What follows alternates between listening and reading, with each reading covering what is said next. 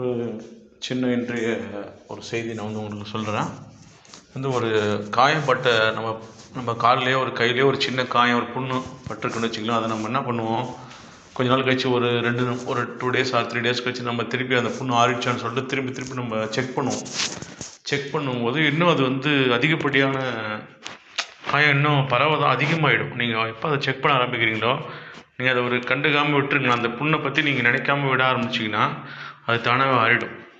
நீங்கள் அதை போய் சீண்டி பார்க்கும்போது இன்னும் அந்த புண்ணு எப்படி பெருசாகுதோ அதே மாதிரி மற்ற ஒரு உறவு நம்மளை விட்டு விலகி போகுது, சரி நம்மளை விட்டு அவங்களுக்கு பிடிக்கல அப்படின்னும் போது நீங்கள் அவங்க திருப்பி நீங்கள் வற்புறுத்துறது, நிர்பந்தப்படுத்துறது, அப்படி பண்ணும்போது இன்னும் உங்களோட உறவுகளோட பிரிவு தான் அதிகமாகுமே தவிர உங்களுக்கு அந்த இணக்கம் வராது. அதனால் கொஞ்சம் கேப் கொடுங்க.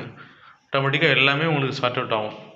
அதுக்கப்புறமா நீங்களே சொல்லுவீங்க, எஸ் இது எப்பவுமே ஒரு விஷயத்துக்கு ஒரு சின்ன இடைவெளி, பிரிவு வேணும்.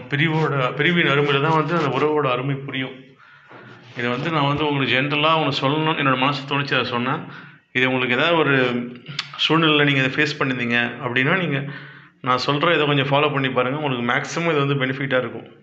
கொஞ்சம் கேப், எல்லா விஷயத்தையுமே நமக்கு ஒரு கேப் கொடுத்தா தான் நமக்கு அதுக்கு அவங்களுக்கும் நம்மளோட அருமை தெரியும், நமக்கும் அவங்களோட அருமை தெரியும். உறவோ நட்போ காதலோ எல்லாத்துக்குமே ஒரு சிறிய இடைவெளி வேணும். ரொம்ப நீங்கள் பின்னாடியே போயிட்டு இருந்தீங்கன்னா அது ஒரு அதிகப்படியான இனிப்பு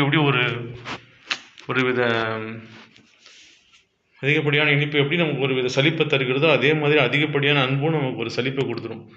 சலிப்பை கொடுக்கும்போது நீங்கள் என்னதான் உண்மையாக அன்பாக இருந்ததுன்னா உங்களுக்கு அந்த பிரேக்கப்லாம் வர்றதுக்கு காரணம் மெயின் ரொம்ப நீங்கள் அன்பு செலுத்துறது